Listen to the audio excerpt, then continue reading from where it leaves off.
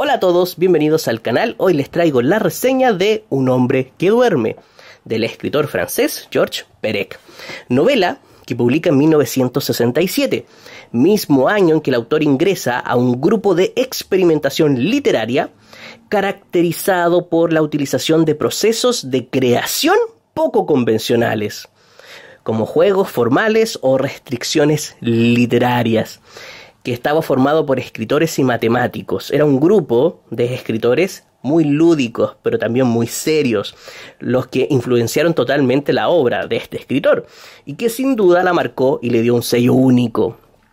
Ese afán de experimentación y de escapar de lo convencional ya se alcanza a vislumbrar un poco en esta novela, donde parece que no pasa absolutamente nada, pero que de todas formas alcanza una gran profundidad.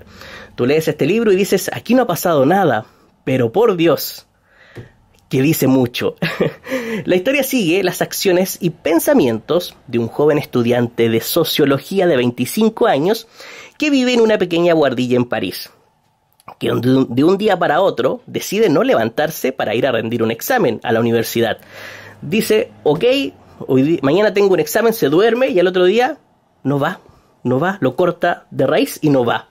Y no solo eso, decide cortar lazos con amistades y conocidos y se recluye en sí mismo, dedicándose a observar, a ver la vida pasar, se dedica a dormir, a comer lo justo y a deambular por las calles de París, como si fuera un sonámbulo.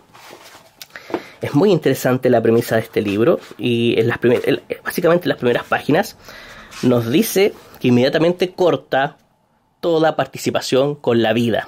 Dice así: más tarde llega el día de tu examen y no te levantas. No es un gesto premeditado, es decir, no es algo que él haya planeado, no está planeado, pasa de golpe, de un día para otro. Ni siquiera es un gesto, sino una ausencia de gesto. Un gesto que no haces, gestos que evitas hacer. Tu despertador suena, no te mueves en absoluto, te quedas en la cama. Vuelves a cerrar los ojos. Otros despertadores comienzan a sonar en las habitaciones contiguas. Oyes ruidos del desagüe, puertas cerrándose, pasos que se precipitan por las escaleras. Este efecto de ver la vida pasar, de un personaje que se queda inmóvil y la vida empieza a pasar al lado de él, se logra gracias a este efecto que es muy bueno. Claro, él está detenido en el tiempo y de pronto los despertadores empiezan a sonar, la vida empieza a suceder, empieza el inicio del día y todas las personas del edificio van a sus trabajos, a sus estudios, a realizar sus tareas, se mueven hacia adelante mientras él está parado. Todos pasan por el lado de él, no físicamente, pero sí por el ruido. Es muy interesante esto. Y dice, tú no te mueves, no te moverás. Otro, un doble fantasmagórico y meticuloso hace. Quizá en tu lugar, uno a uno los gestos que tú ya no haces. Se levanta, se lava, se afeita, se viste, se va. Tú le dejas ir saltando por las escaleras, correr por la calle, pescar el autobús al vuelo, llegar a la hora convenida sin aliento, triunfante a las puertas del aula. Esto es muy cinematográfico, entiendo por qué se hizo una película de este libro. Es como si el personaje se quedara quieto de repente, y como todavía está bajo el efecto de esta rutina mortal de la sociedad, esta vida rutinaria, el personaje se queda quieto, pero una imagen fantasmagórica de él sigue haciendo lo que rutinariamente hacía. Se lava, se afeita, se viste, se va. Es como que se queda detenido, pero es tan fuerte esta rutina que despega de él un doble, un fantasma, y que sigue haciendo las cosas rutinarias. Es muy fuerte este efecto, porque le da énfasis a que él está detenido, que se detuvo. Pero aún así el tiempo sigue corriendo y la vida en sociedad sigue su curso. Es muy bueno este efecto. Y dice, tu puesto permanece vacío, no acabarás tu licenciatura, no empezarás ningún posgrado, no estudiarás más. Así de drástico. Fantástico. Ok, vamos a la pizarra un poco. Si se fijan, el que narra, se fijan en lo que les leí, el que cuenta lo que hace este joven estudiante, parece ser él mismo. Él lo cuenta, pero no a nosotros, sino a él mismo. Es decir, no es la típica narración en primera persona, sino que es una menos usada. Se trata de una narración en segunda persona, donde se utiliza el pronombre tú al inicio de cada frase. Les voy a releer un pequeño, algo que ya les leí, a ver si se dieron cuenta. Él dice, tú no te mueves, no te moverás. En tu lugar, que tú ya no haces, tú le dejas ir saltando por las escaleras. Es la segunda persona. Es decir, tenemos un protagonista que parece que narra la historia, pero al narrar en segunda persona causa un efecto de desprendimiento, de escisión, y el narrador parece desprenderse del protagonista. Cobra vida propia, se separan. Y este narrador se transforma en un observador que describe la vida o la no vida de este estudiante, nuestro protagonista. Mientras uno habla, el narrador, el otro vive, el otro experimenta, el protagonista. Uno es la palabra, pero pareciese que dicha palabra es la que crea y le da forma a este protagonista. Además, esta curiosa narración causa otro efecto. Al decir ese constante tú, parece también referirse al lector. Parece que las acciones que describe también son las acciones del lector, fundiendo de alguna manera la vida del ser ficcional con la del ser real, el que sostiene el libro. Fantástico, ¿verdad? Es por esto que el autor elige esta curiosa narración, porque necesita esta separación, necesita que el narrador se desprenda del protagonista. ¿Y por qué lo requiere? Porque la historia trata justamente de una persona que se separa de la sociedad, pero no de la vida, de la sociedad, de las costumbres de la sociedad. ¿Y cuál es la mejor manera de separarse? Mediante la inacción, dejando de participar, eliminando la participación, en una especie de protesta silenciosa contra la obligación de tener un propósito. Se desconecta, al igual que lo hace el narrador. La segunda persona entonces resalta el tono de aislamiento. El narrador, al separarse del protagonista, consigue el efecto de aislarlo mucho más, de una forma más extrema y más certera. La narración potencia la esencia del relato. Por eso resulta tan devastador leerlo, porque el protagonista abandonó todo, incluso la narración. Entonces, si perdió incluso la palabra, que la tiene el narrador, el protagonista pasa a ser solo una especie de engranaje, una cosa que se rige por los vaivenes de la sociedad. Se transforma en algo que es empujado por la sociedad, pero no empujado para que siga participando de ella, sino que lo pasan a llevar, como si fuera una hoja al viento. No tiene motivaciones, no tiene sentimientos ni objetivos, vive en una ausencia total de todo. Por ello la voz narrativa es neutra, robótica, intensificada por la reiteración, por la repetición, por esa enumeración prolongada de sensaciones y tareas, pero que no tienen ningún sentido. Un ejemplo. La indiferencia no tiene principio ni fin, es un estado inmutable, un peso, una inercia que nadie lograría hacer tambalearse. A tus centros nerviosos llegan todavía sin duda mensajes del mundo exterior, pero ninguna respuesta global que pondría en juego la totalidad del organismo parece lograr elaborarse. Solo te quedan los reflejos elementales. No cruzas cuando el semáforo está en rojo, te resguardas del viento para encenderte el cigarrillo, te abrigas más las mañanas de invierno, te cambias de polo, de calcetines, de calzoncillos y de camiseta más o menos una vez por semana, y de sábanas un poco menos de 2 veces al mes. ¿Se fijan? Tareas sin sentido. Bueno, sin sentido, sin tanta importancia. Ok, es importante cambiarse la ropa interior, pero ustedes me entienden, no tienen una relevancia, es algo trivial. Y esta reiteración constante de trivialidades no están tan solo enfocadas en las observaciones del protagonista, sino también en su entorno. Este narrador, el observador, no solo ve al protagonista, no solo describe lo que él hace, ve la realidad a su alrededor. El desprendimiento y la desconexión con todo le permite ver una realidad pura y es capaz de descifrarla sin problemas. No se fija solo en el personaje, sino en el personaje y lo que lo rodea. Y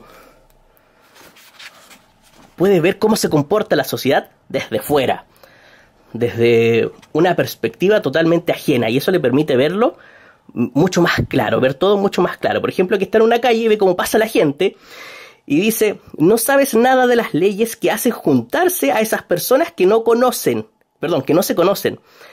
Ojo, no sabes nada de las leyes que hacen juntarse a esas personas que no se conocen. ¿Qué hacen todas esas personas que no tienen ninguna relación entre sí, caminando por esa calle?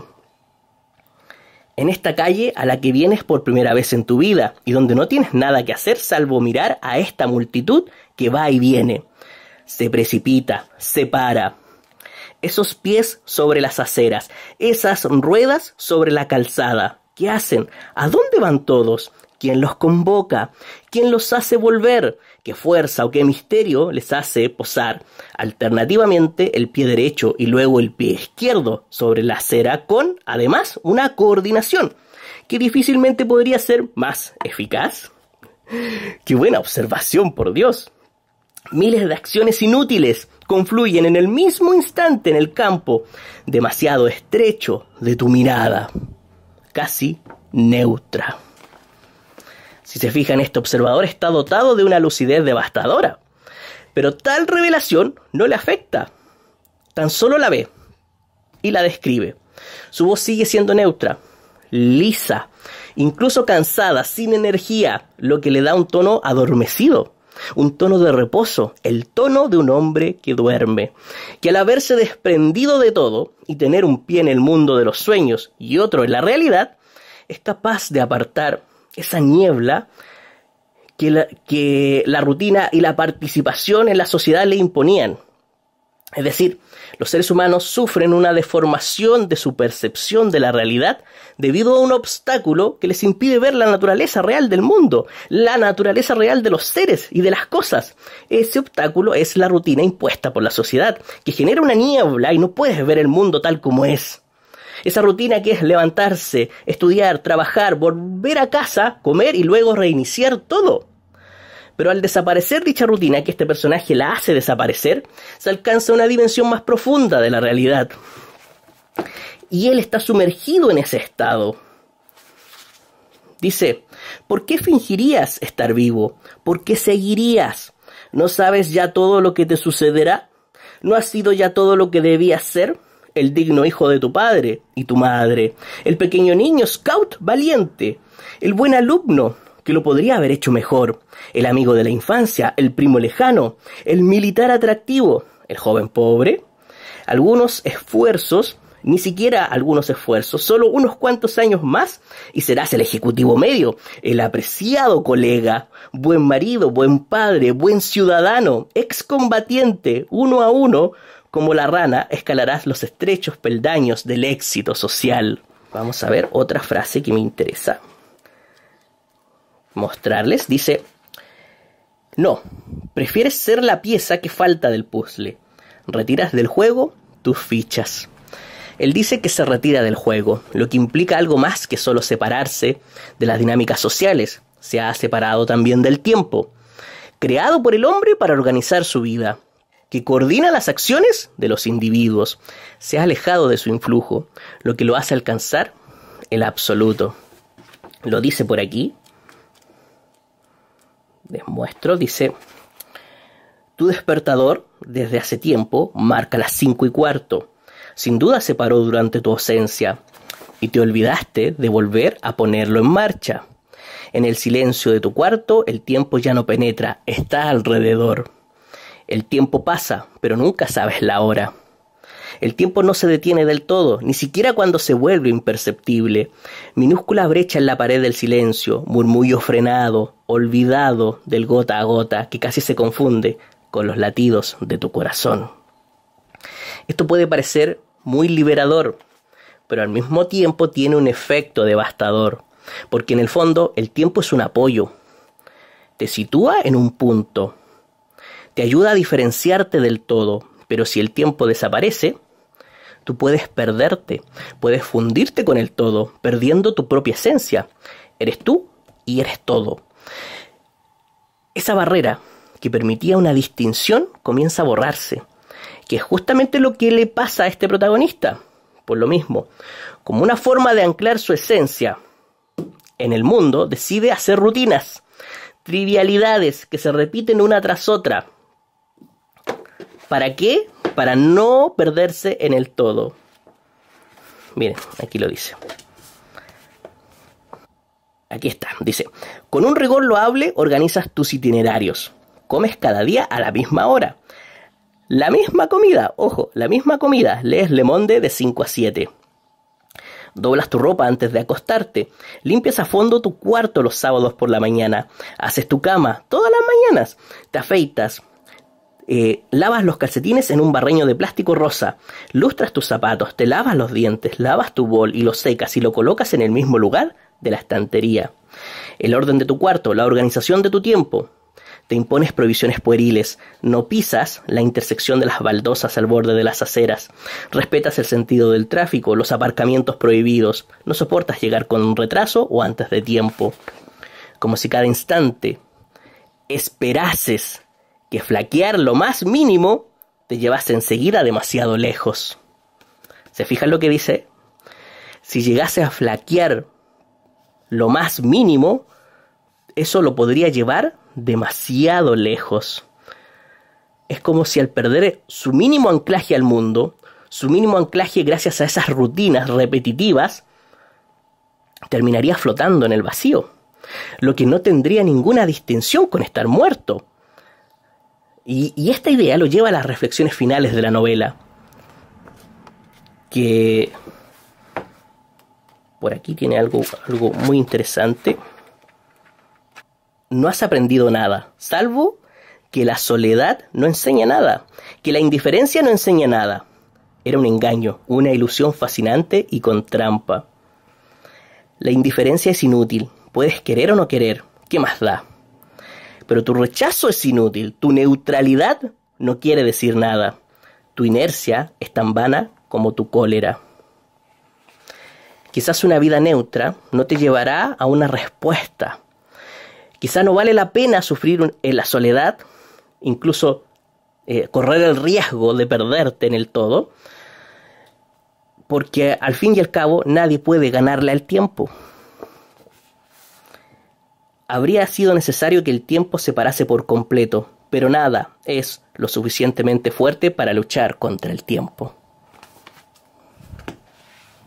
En el fondo, Perec logra reflexionar a través de la ficción sobre las consecuencias de separarse totalmente de la sociedad, como también las de estar sumergido totalmente en ella. Los extremos son peligrosos, sobre todo para la mente humana que tiene una frágil estabilidad. Por ello, para mantener cierta lucidez es muy importante el equilibrio. Por eso, este personaje entra en razón y siente que tiene que equilibrarse. Pero así como él, que pierde esa estabilidad al irse al extremo, lo que sucede en esta novela, hay otros personajes literarios que sufren de esa misma situación.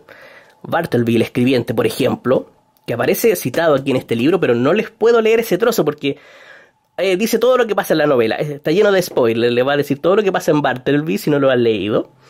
Pero es un personaje que lleva la inacción al extremo. De hecho, está totalmente inspirado en este libro, definitivamente.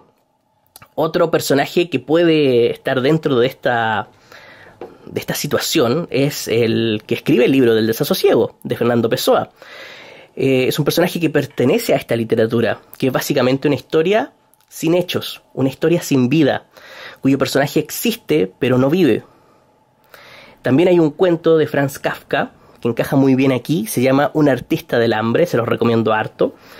Y el personaje ahí es muy drástico, lleva la inacción a unos límites impensados. Ustedes tienen que leer ese libro y se van a acordar de un hombre que duerme. También no hay que olvidarse de los protagonistas de la obra de teatro de Samuel Beckett, Premio Nobel de Literatura Beckett, esperando a Godot, quienes frente a la espera de Godot dejan su vida de lado, dejan todo de lado y pierden sus objetivos personales, igual que este personaje, y los intercambian por una inacabable espera. ¿Ven? Esto es lo que llaman literatura Bartleby. Otro ejemplo bueno puede ser El extranjero de Albert Camus, cuyo protagonista siente una gran indiferencia por el mundo. Otro personaje que lleva este perder objetivos, perder horizonte y al límite. Eso, les puedo dar esos ejemplos si les interesa. Bien. En fin, es una novela muy experimental. Me encantó eso, me gustan las novelas experimentales. Y eso hace que a mí me guste mucho. Pero a otros les puede ser difícil porque no están muy acostumbrados a esto. Puede que la brevedad les ayude, pero aún así les puede costar. Porque tiene este tono monótono que se puede hacer muy repetitivo y que sumado a esa segunda persona narrativa puede cansar. Pero que si te atrapan e interesan las ideas y las reflexiones que expone aquí el autor, a través de la inacción de este personaje, nada va a importar y tú vas a seguir leyendo y te va a encantar. Así que espero que si lo han leído me digan en comentarios si les gustó, y si no les gustó también, no importa, sí, da lo mismo. Lo importante es que lean y saquen reflexiones, piensen, sientan y no se queden indiferentes como este personaje, como este hombre que duerme. Espero que les haya gustado la reseña y nos vemos la próxima semana.